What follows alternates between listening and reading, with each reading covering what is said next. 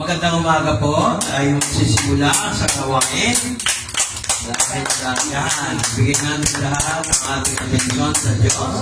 Hindi lang tuwing linggo. Dapat Monday to the next day, next week, Sunday, ay totoo tayo sa Diyos. Pag di tayo matigas ang ulo, tayo ay maging masunurin upang makatiyak na meron tayong patunay na tayo ay mananampalataya. Ating awitin, mag-umpisa na tayo sa pagpuri sa Diyos. Amen. Palakpakan natin ang Panginoong Diyos. Amen. Okay. Okay. Kaya natin ang maestro. Pakitodo lang dyan. Nakita mo yung speaker yan sa keyboard. Todo na ba? Yun yung keyboard. Yung speaker. Ulit. Todo na pala yun. Yung speaker.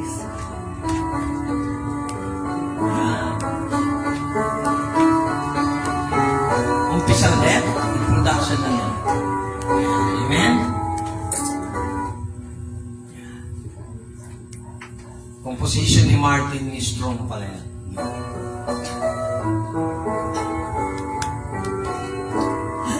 Ready? As the deer panteth for the waters of my soul, longeth after thee. You alone are my heart's desire, and I long to worship thee. You alone are my strength, my shield, and you alone make my spirit yield. You alone are my heart's desire, and I long to worship thee. You're my friend, you're my brother, and though you are a king,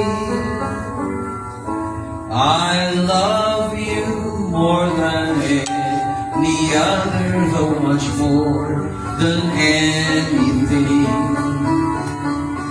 You alone are my strength, my shield. To you alone may my spirit yield. You alone are my heart's desire, and I long to worship thee. Lord, ikaw lang dapat ang sambahin. Kaya ito ngayon, binibigay namin ang aming puso sa iyo. Gawin mong banal ng tahanan ang aming puso. Ang puso ko'y inutulog sa'yo. Nagpapakumbaba na susumamo, maging tapatin mo. Ikaw ay mamasdan, makanig ka at sa'yo ay pumisan. Ang puso ko'y inutulog sa'yo. Nagpapakumbaba, nagsusumamo, pagkintapatin mo. Ikaw ay mamasdan, makanig ka at sa'yo ay pumisan. Loobin mo ang buhay ko'y maging banal mong tahanan. Luglugan ng iyong wagas na pagsinta.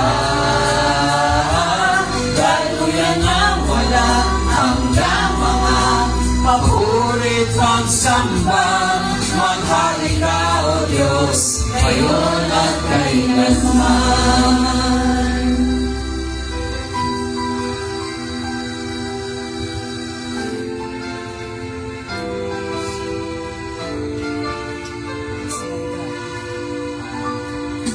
Ang puso ko'y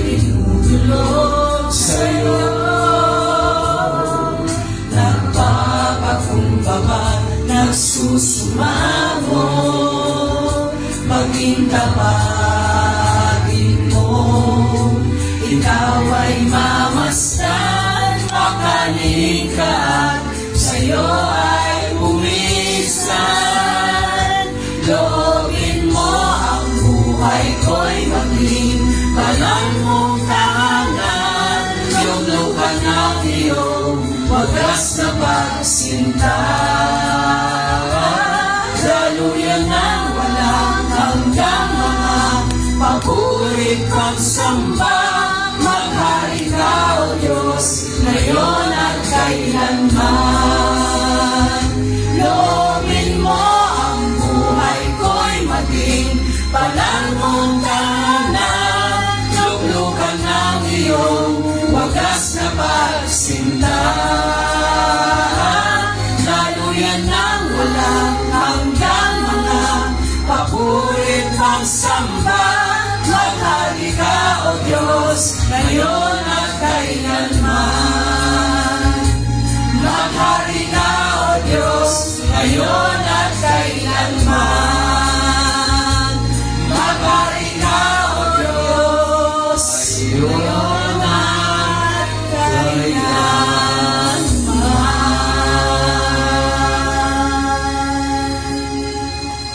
Ikaw ang aming tahanan, Lord. At ang iyong Holy Spirit, ginawa rin kaming tahanan. Ating awitin ito isang kantang to. Palayasin natin ang mga demonyo ng katigasan ng ulo. For the Lord is my tower, and He gives me the power to tear down the works of the enemy. In a difficult hour, He will crush the devourer and bring the powers of darkness underneath my feet. For the Lord is my tower, and He gives me the power to tear down the works of the enemy. In a difficult hour, He will crush the devourer and bring the powers of darkness underneath my feet. Ang Holy Spirit ay naririto. Tinataboy niya lahat ng espiritu ng mga katabaw.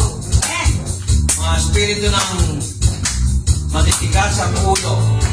Lalo na ang espiritu ng mga unggoy. Kapre, duwende. Nasa Biblia lahat yan. Akala nila wala sa Biblia. At kung ano nasa Biblia, lahat ito.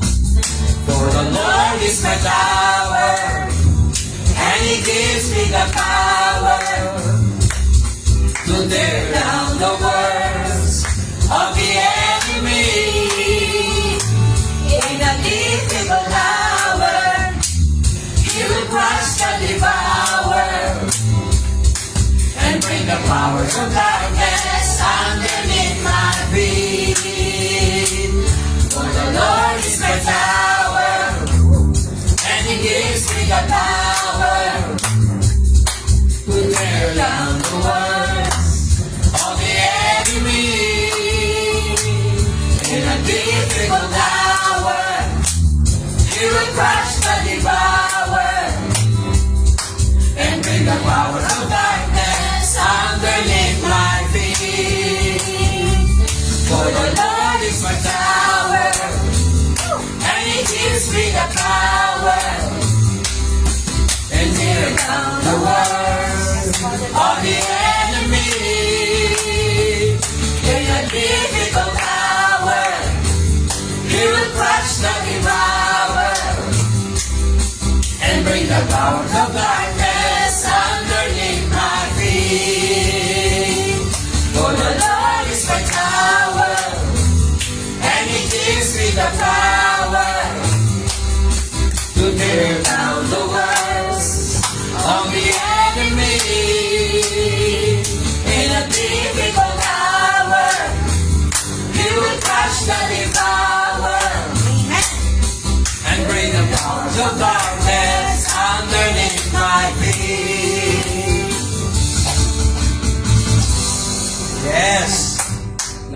nagustuhan ko yun ah. Talagang meron talagang demons. Ngayon, ilapit natin kung ano man yung meron kayo sa sarili ninyo. Humingi ng tawad sa tao at saka sa Diyos kung kailangan na. God will make a way where there seems to be no way. He works in ways we cannot see. He will make a way for me. He will be my guide. Hold me closely to His side. With love and strength for each new day, He will make a way. He will make a way. God will make a way where there seems to be no way. He works in ways we cannot see. He will make a way for me. He will be my guide. Hold me closely to His side. With love and strength for each new day, He will make a way. He will make a way. By the way, by a roadway in the wilderness, He lead me. Rivers in the desert will I see. Heaven and earth will fade, but His word will still remain. And He will do something new today. God will make a way where there seems to be no way. He works in ways we cannot see. He will make a way for me. He will be my guide. Hold me close to His side. With love and strength for each new day, He will make a way. He will make a way. With love and strength for each new day, He will make a way. He will make a way.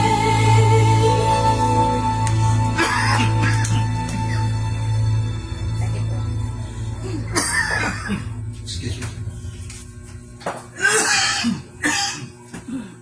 Usok. Dali lang. Tapos na. So, yun na po ang ating awitin. Tawagin natin ang ating MC. Walang iba kundi si... Alina maganda. Hindi mo na tayo upo dyan. Amen! Sige nga, palakpakan nga muna natin ang ating Panginoon, no? Amen, no? Hallelujah. May kinangawitin natin, pero ako lang ba nakaramdam ako yun? Pero tumatak sa puso ko yung mga awitin natin ngayon. Amen. Maikli, pero sobrang nakaka-bless. Amen, no? Kaya thank you Lord na sa awitan natin ngayon. Sige, hallelujah. Tayo po'y dadako na sa magpapasalamat, no? Ang nasinin, sino na unang pinagpala sa isang buong mundo.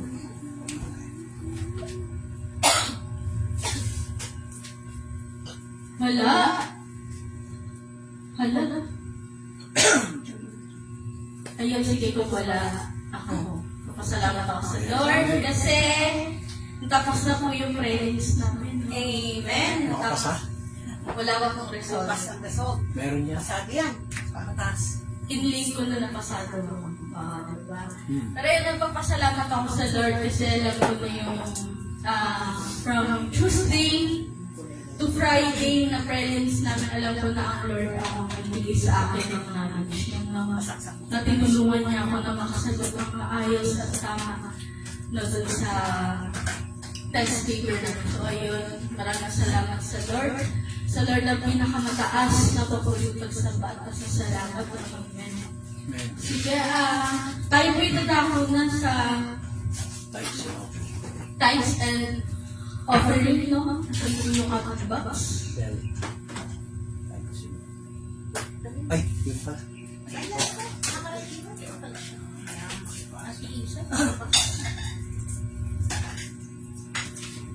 Mag-tights, lagay mo sa bilong. Kasi pag nag-prepare yan.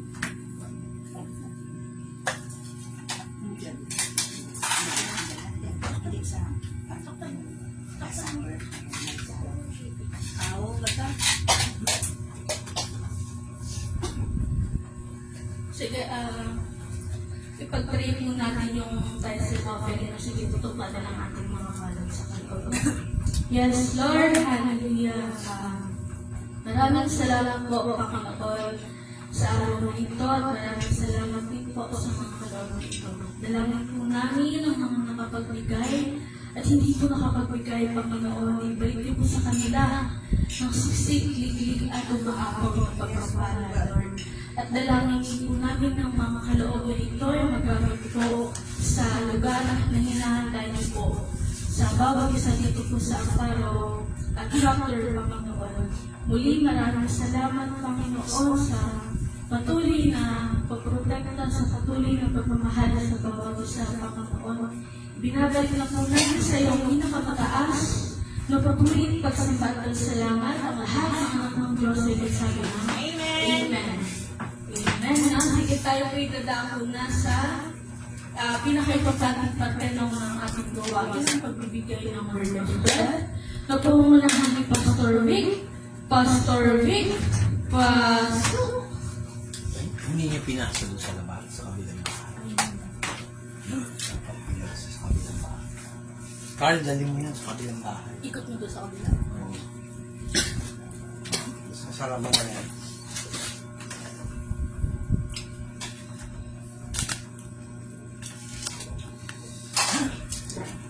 Ayun o, wala. Pakisabihan mo papa mo ha. Uli ko ng ano yan. Sa inyo. Para mabuksan yung gawain doon. Kasi ang daming kaluluwa rin. Ilang pamilya. Oo, ikaw magbabible study tayo doon. Samba. Kailangan natin mag-ano ng worship doon. Gagawin namin. Huwag wala kayong iintindihin. Basta kami gagawa. Kung gagamit ba ng kuryente, magbabayad ka. Bayaran ko pa yung kuryente nun. Kano lang naman yun. Maglalaba. Magkano lang kikitain nyo sa paglalaba? Buong araw. Pero kung magpapagamit kayo doon, kahit tuwing Saturday, meron kami samba doon. Oh. Malaki pa makukuha nyo sa Panginoon. Hindi kasi kayo naniniwala eh. Bahala kayo. Gusto nyo pagpalain, maging masunurin. Lahat ng bagay sa Biblia, requirement, faith. Ang resulta ng faith, obedience. Oh. Ang ating paksa ngayon ay tungkol sa obedience. Pagiging masunurin. Kung babasahin niyo yung Hebrews chapter 11 verse 1 tungkol sa faith, yung faith laging may kalakip na pagiging masunurin. Kung hindi kayo masunurin, wala kayong faith. Kaya anin yung pakikinig kung di naman kayo sumusunod. Walang power. Walang faith. Maaaring marami kayong alam sa Biblia. Wala naman kayong faith. Wala kayong obedience. Baliktarin mo. Faith. Diba? Baliktarin mo yung faith tsaka obedience. Off. May action. Kaya karamihan na sa atin, kaya hindi tayo successful, akala nyo puro yung pastor lang ninyo. Hindi.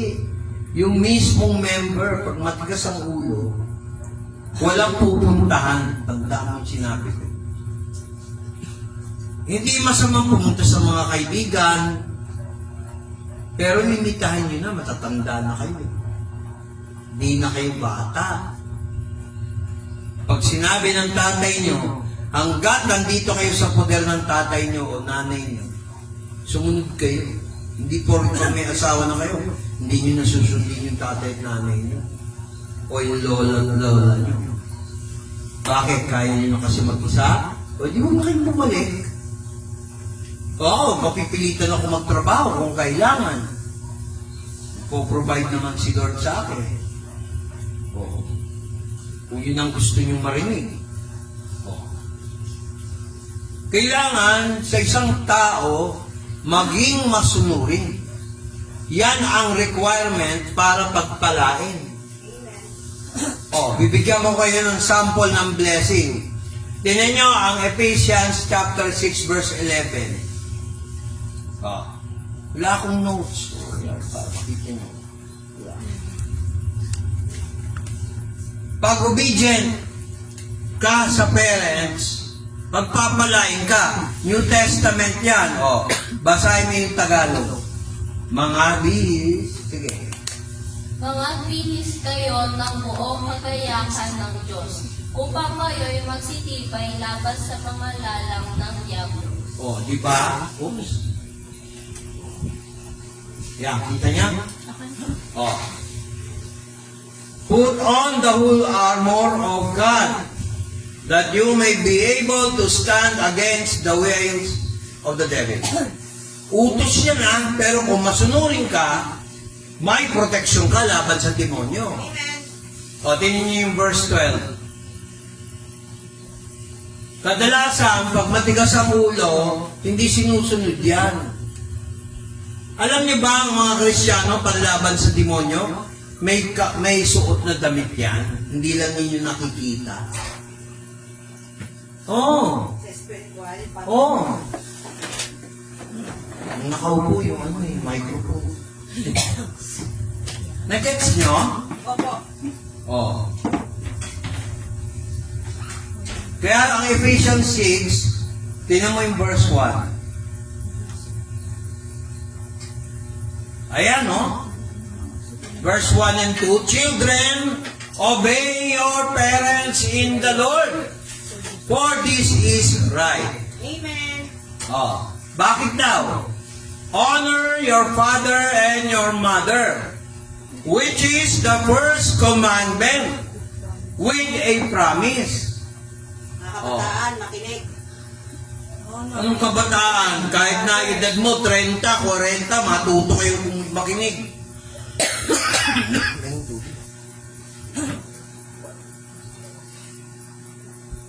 Take note, English yan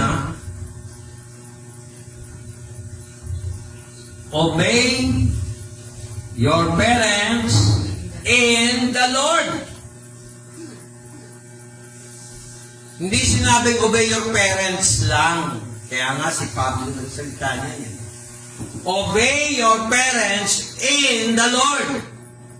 Meron ba tayong mga magulang dito na sumusuway? Huwag kayong makinig sa Bible study, huwag kayong sumamba, huwag kayong makinig yun sa pastor nyong nakasalamin na senior citizen. Wala naman sinabing ganun yung tatay at tanay niyo. Amen? You have to obey. Tagalog, basa. Mga, lakasan mo.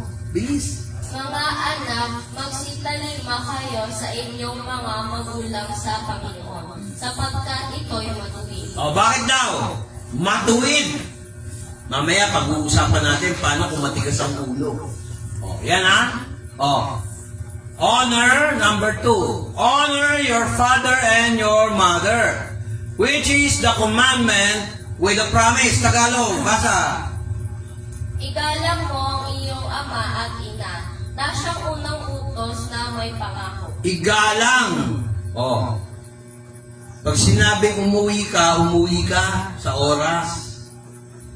Tapos idadahilan mo, umuulan. Tapos sasabihin mo, kumukulog. Takot ka sa kulog, pero hindi ka natatakot sa utos ng Diyos.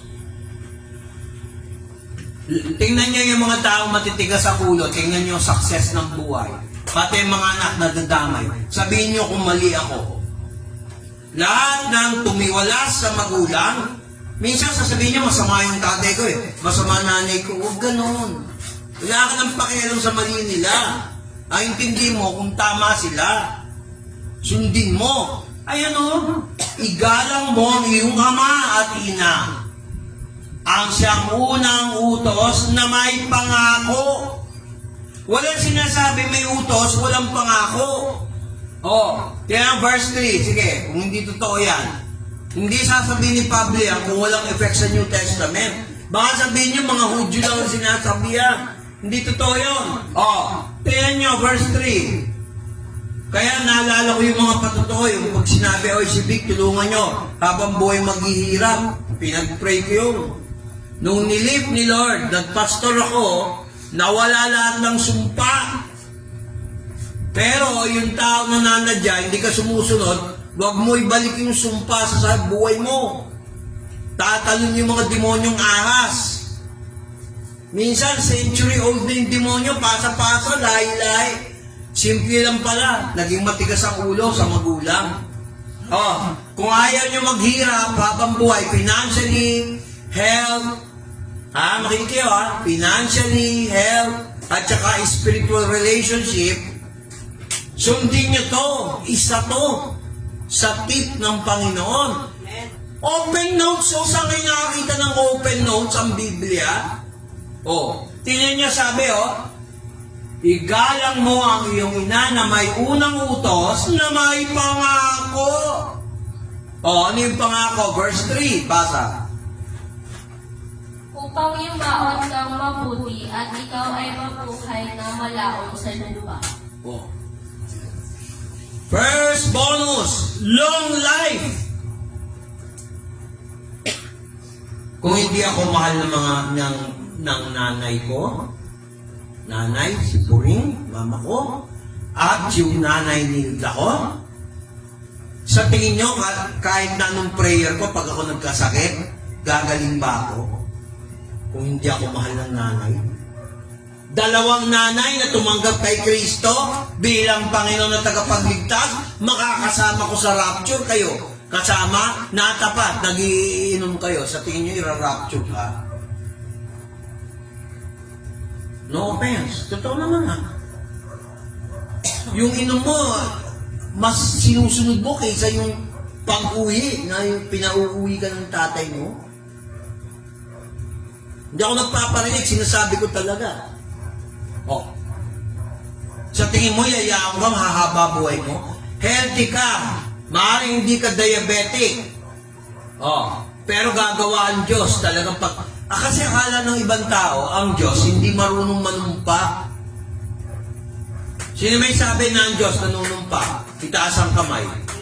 Sino nagsabi na ang Diyos din ay nagpapala? Amen. Ang Diyos din na mamalo. Amen.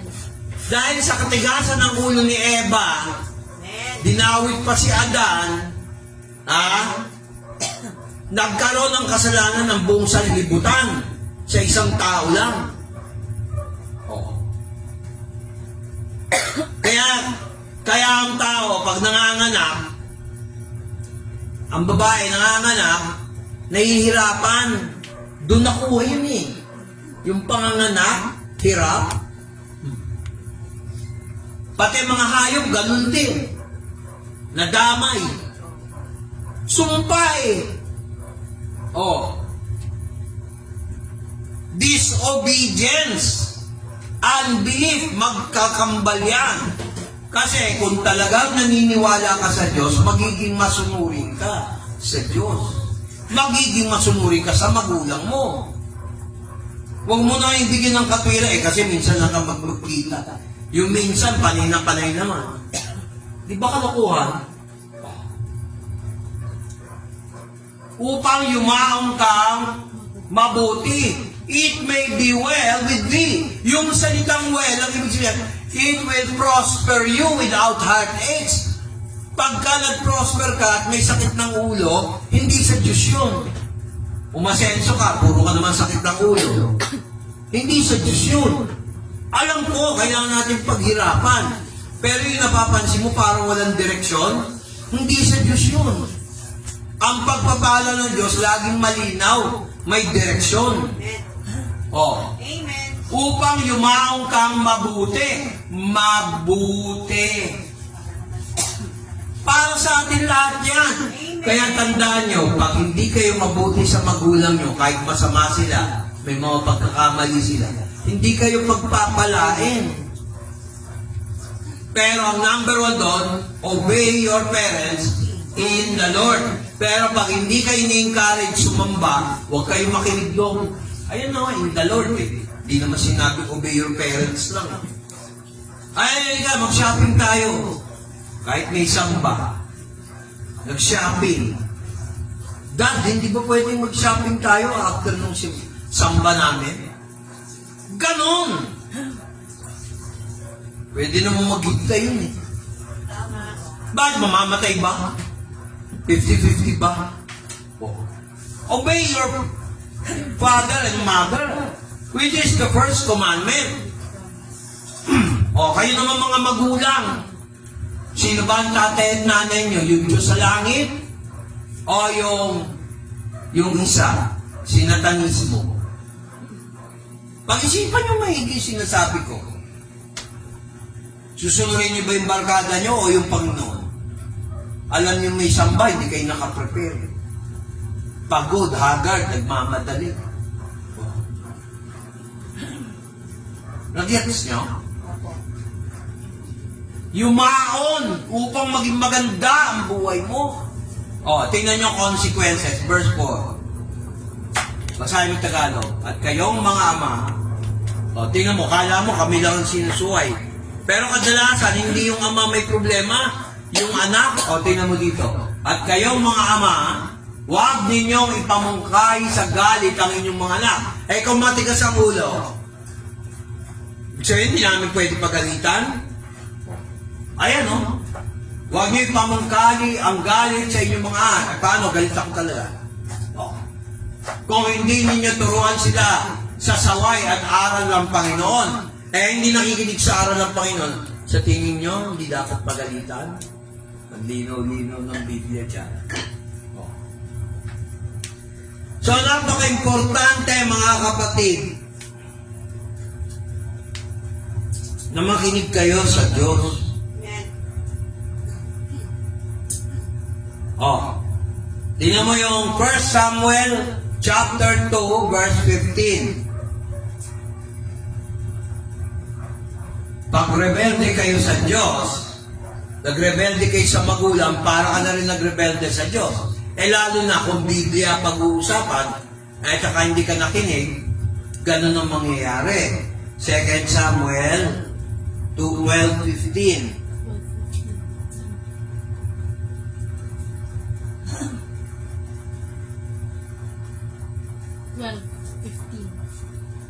Ito ang isang halimbawa ng katigasan ng ulo. Si Eli parang high priest, parang pastor. Yung mga anak niya matitigas ang ulo. Nagalit ang Diyos. Tingnan nyo ha. Anak pa ng, Pariseo.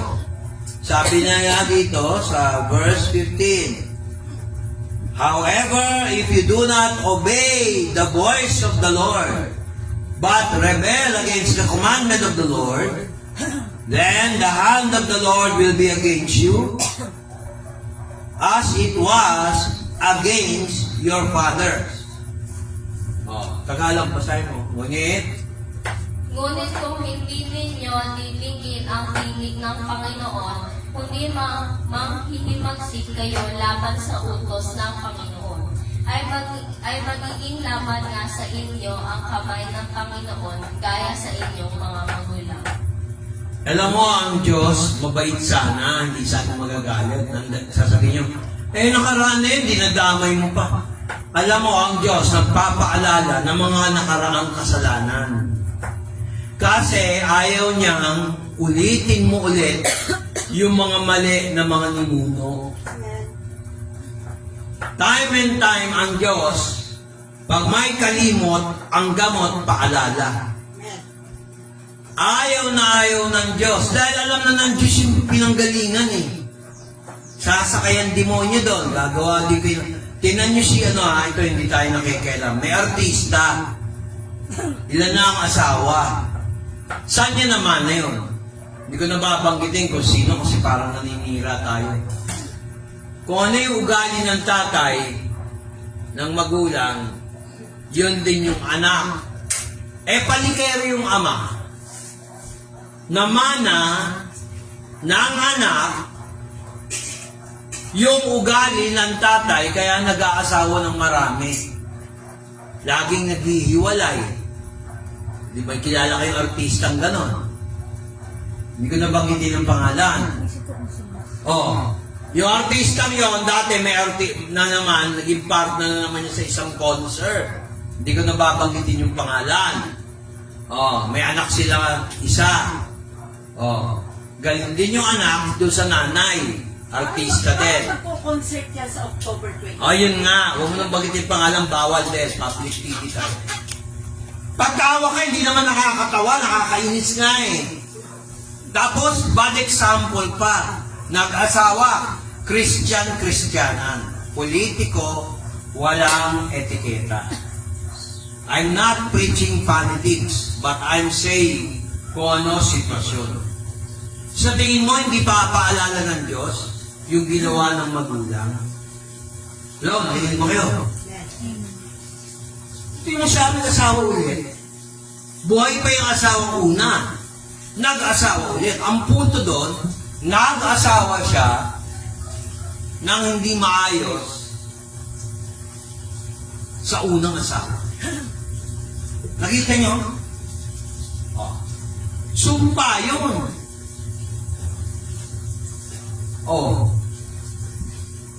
Humina yung karir. Paano kasi nag-asawa siya ng taong hindi totoong Kristiyano? Nakita nyo na. Kaya hindi successful yung marriage kasi doon pa lang sa una, hindi na sila successful. May sumpa eh. Makikita nyo yung bunga. Ayan kasalanan ng inyong mga magulang. Kaya kayo mga magulang, kung kayo, hindi kayo maayos sa magulang nyo, mga bastos, mga matigas ang ulo, marami kayong dahilan, tandaan nyo, pag hindi kayo binless ng magulang nyo, sumpa yan. Tandaan nyo yung sinabi ko. Kaya lang mabali yan, kailangan magsisi. Pag sinabing magsisi, talikuran, huwag mo nang ulitin. Walang kadala-dala eh. Ito, nagsalita na naman ako. Pagka namarusa ang Diyos at matigas ulit ang ulo mo, uulitin mo, may part 2 ka pa.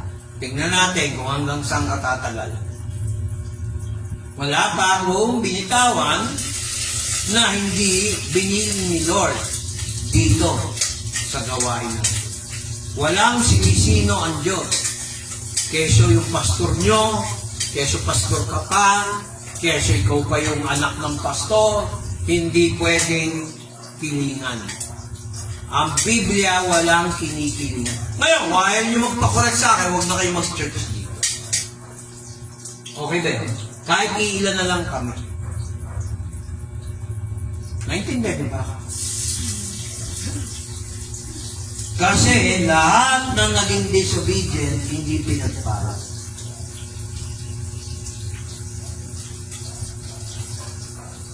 Kaya yung mabuting balita, dapat sinusunod yan. Pinamumuhay yan.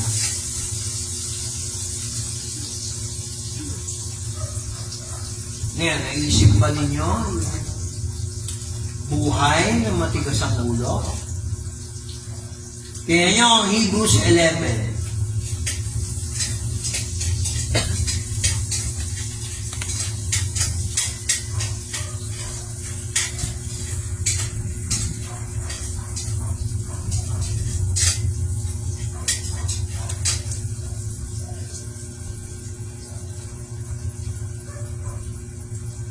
Paano mo sasabihin meron kang faith kung ikaw mismo matigas ang ulo? Ha? 11, verse 1.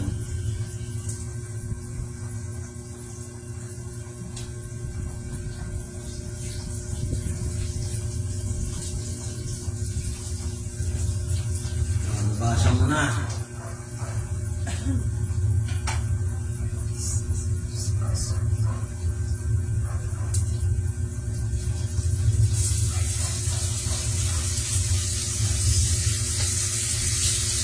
Alam niyo kung bakit nahihinto ako? Pag may nakita akong spirit of disobedience, ang spirit of disobedience ang isa sa mga espiritu na talagang galit na galit ang Diyos. Kaya kahit anong kayod mo, kahit anong galaw mo, wala nangyayari. Pag matigas talaga ulo. Baka sinabi ng Diyos, kung gawin yan, ginawa mo pa rin. Yun lang puto, yun lang konsyensya. Huwag mong gawin yan, ginawa mo pa rin. Galit na galit ang Diyos yan. Sabi nga sa Biblia, grieve not the Holy Spirit. Huwag mong bigyan ng sama ng loob ang banal na Spirit. Ba sinabi ng Diyos, ati, kung kailangan huwag mong gawin yan, ginawa mo pa rin.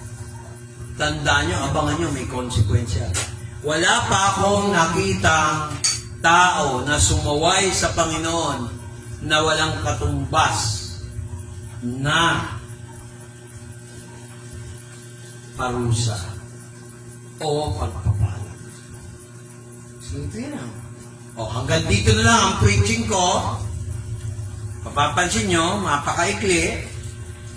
At kailangan meron tayong totoong pagsisisi sa Diyos.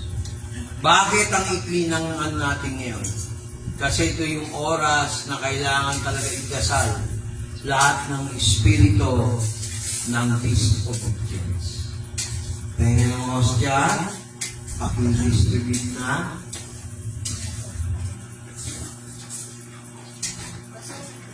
Opo. Hindi na. Aray, tapos na. Teka.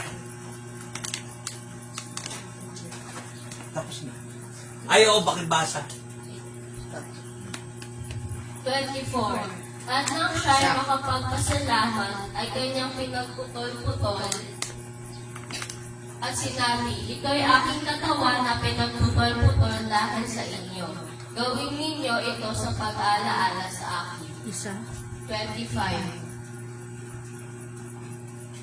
At gayon din naman, hinawakan ang sarong pagkatapos na makahapon, na sinasabi, ang sarong ito'y siyang bagong tipan sa aking dugo. Gawin ninyo ito sa tuwing kayo'y magsisiinom sa pag-alaala sa akin. 26. Sapagkat sa tuwing kanin ninyo ang tinapay na ito, at inuman ninyo ang saro, ay inihahayag ninyo ang pagkamatay ng Panginoon hanggang sa dumating siya. 27. Kaya't ang sino mang kumain ng tinapay o uminom sa saro ng Panginoon na di nalalaman ay magkakasala sa katawan at dugo ng Panginoon. 28. Tatampan siya sa atin ng tao ang kanyang sarili at saka kumain ng tinapay at uminom sa saro. Okay, ate isubo ang ostya, ang pira-pirasong tinapay. Sa ating ginawa nating ostya.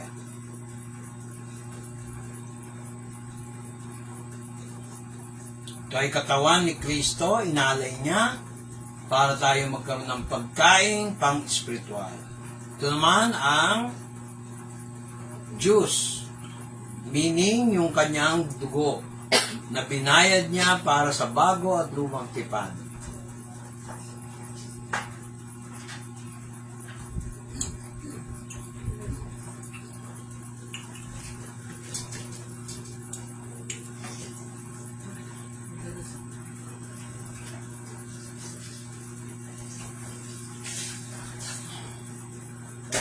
Amang banal, maraming salamat po sa lahat ng pagpapala na ibinigay mo at lahat ng paalala mo sa aming lahat.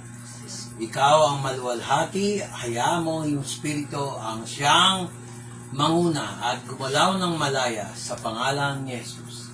Amen. morning, everybody. Magtitipid na kayo habang naghihintay tayo ng ulam.